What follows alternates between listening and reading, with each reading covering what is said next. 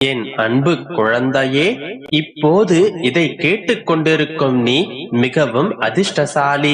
இந்த நாள் உன்னுடைய வாழ்வில் மறக்க முடியாத பொன்னான நாளாக இருக்க போகின்றது.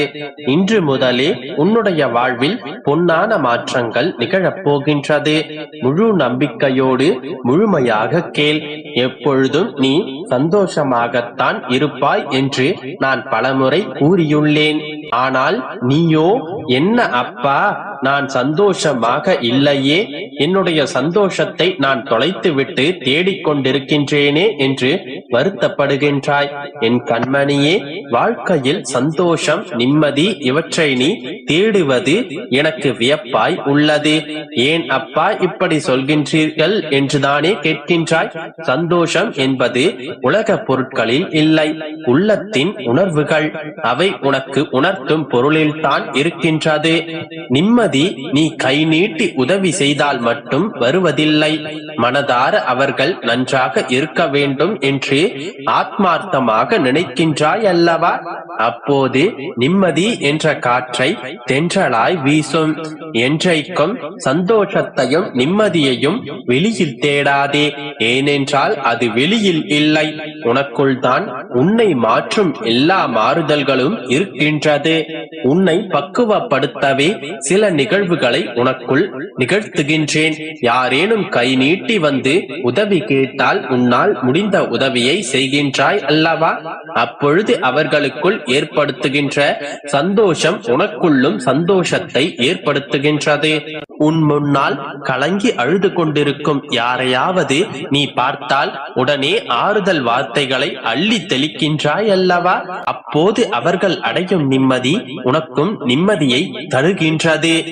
இவ்வாறாக உன்னை சுற்றி இருக்கும் நிம்மதியையும் சந்தோஷங்களையும் உணர ஆரம்பி. உன்னுடைய வாழ்க்கையின் அழகை நீயே ரசித்துப்பார். அதை உணரத் தொடங்கு. வானத்தில் மேகங்களின் கூட்டணிகளை சேர்த்துப்பார். உன்னுடைய ஓவியத்தின் உருவம் உன் கண்முன்னே தெரியும். எதுவுமே நாம் நினைக்கும் நினைப்பில் தான் இருக்கின்றது.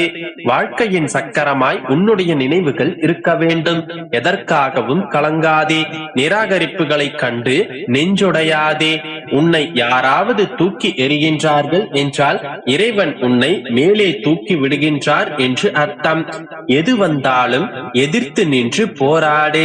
அனைத்தும் நன்மைக்கே என்பதை தீர்க்கமாக நம்பு. இன்றைக்கு இல்லை என்றால் நாளை, நாளை இல்லை என்றால் இன்னும் ஒரு நாள். அதற்கெல்லாம் புலம்பாதே. தள்ளித்தான் போகுமே தவிர எதுவும் கிடைக்காமல் போகாது. என் பிள்ளைக்கு பிடித்த மாதிரி தான் உன்னுடைய வாழ்க்கையை நான் வடிவமைத்துக் கொண்டிருக்கின்றேன். அதற்காகத்தான் நேரமாகின்றது. நீ பொறுமையுடனும் நம்பிக்கையுடனும் காத்திரு. நீ இன்று முதலே உன்னுடைய வாழ்க்கையில் பல பொன்னான மாற்றங்களை பார்க்க நேரும். நீ எதிர்பார்த்து காத்திருந்த நல்ல தகவல்கள் குறிப்பிட்ட இடத்திலிருந்து வந்து சேரும். நீ எதிர்பாராத அதிசயங்களும் அற்புதங்களுமே கூட விரைவில் நடக்கும். குறித்து வைத்துக்கொள். இந்த நாள் உன்னுடைய வாழ்வில் பொன்னான நாளாக அமையப் போகின்றது. சகல சௌபாக்கியங்களுடன் சுகமாக நீ வாழும் காலம் இப்போதே தொடங்குகின்றது. நல்ல மாற்றங்களுடன் இந்த நொடியே புன்னகையுடன் இந்த நாளை தொடங்கு. இப்பொழுது போலவே உன்னுடைய முகம் எப்போதும் மலர்ந்திருக்க நான் பார்த்துக் கொள்கின்றேன். நம்பிக்கையோடு இரு. அனைத்தும் நல்லதாகவே நடக்கும். என் அன்பு குழந்தையே, இன்று நீ தொலைத்த சந்தோஷத்தையும் இழந்துவிட்ட நிம்மதியையும் மீண்டும் தரப்போகின்றேன். என் மீது நம்பிக்கை இருந்தால் மேற்கொண்டு இறுதி வரை கேள். இறுதியில் சந்தோஷமாகவே இந்த இரவை கடந்து வா. பொழுது நீ என்ன செய்து கொண்டிருக்கின்றாய் என்று புரிகின்றதா? உன்னுடைய மனம் எதற்காக இத்தனை பாடுபட்டுக் கொண்டிருக்கின்றது என்பதை நீ அறிவாயா? சொல்கிறேன் கேள். உன்னுடைய வாழ்க்கையில் நீ நடக்காத விஷயங்களுக்காகவே ஏங்கி தவித்துக் கொண்டிருக்கின்றாய். இப்பொழுது நடக்கக்கூடிய விஷயங்களையும் நாளை நடக்கப் போகும் விஷயங்களையும் நீ கருத்தில் கொள்வதே இல்லை. இது நடக்கவே இல்லை, இது நடக்கவே இல்லை என்பதை நினைத்து உன்னுடைய நிம்மதியை தொலைத்துக் கொண்டிருக்கின்றாய். அதை தவிர உன்னை சுற்றி நடப்பதை நீ பார்ப்பதே கிடையாது. ஒவ்வொரு முறையும் எனக்கு யாரும் இல்லை, எனக்கு யாரும் எதுவும் செய்வதில்லை என் மீது யாருக்கும் அக்கறை இல்லை என்று புலம்பிக் கொண்டுதான் இருக்கின்றாய். நான் இப்போது சொல்வதையெல்லாம் சற்று பொறுமையாக நினைத்துப் பார். உன்னை சுற்றி இருக்கும் பூக்களை எல்லாம் பார்க்கிறாயல்லவா? இந்த பூக்கள் அனைத்தும் தினம் தினம் உன்னுடைய கண்களில் படுகின்றதல்லவா? நீ பார்க்கும் அந்த நொடி உன்னுடைய மனம் அமைதியாகின்றதல்லவா? இந்த பூக்கள் அனைத்தும் உனக்காகத்தான் தினம் தினம் பூக்கின்றது. எவ்வளவு காய்கள், எவ்வளவு ருசியான கனிகளை இதுவரை நீ சுவைத்திருக்கின்றாய்.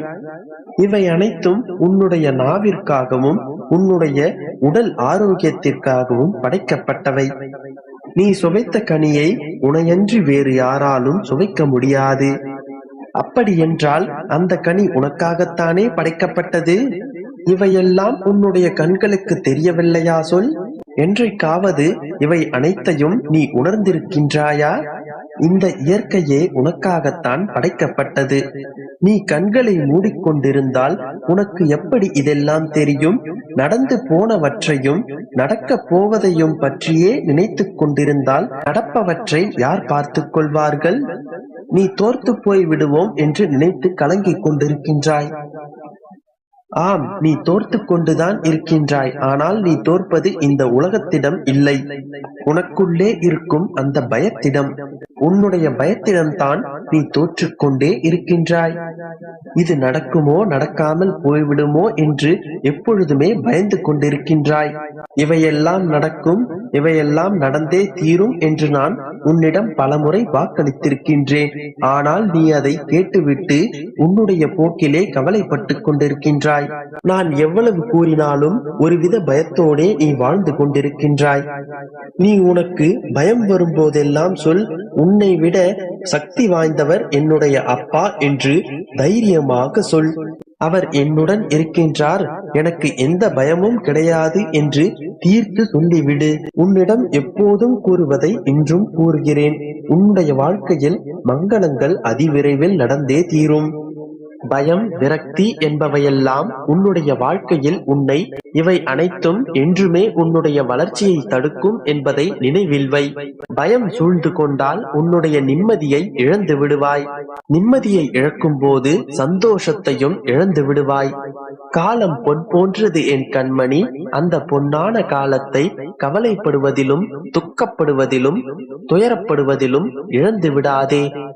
மீண்டும் மீண்டும் கூறுகிறேன், நீ இழந்த சந்தோஷத்தையும் தொலைத்த நிம்மதியையும் நிச்சயமாக உனக்கு நான் மீட்டுத் தருவேன். நம்பிக்கையும்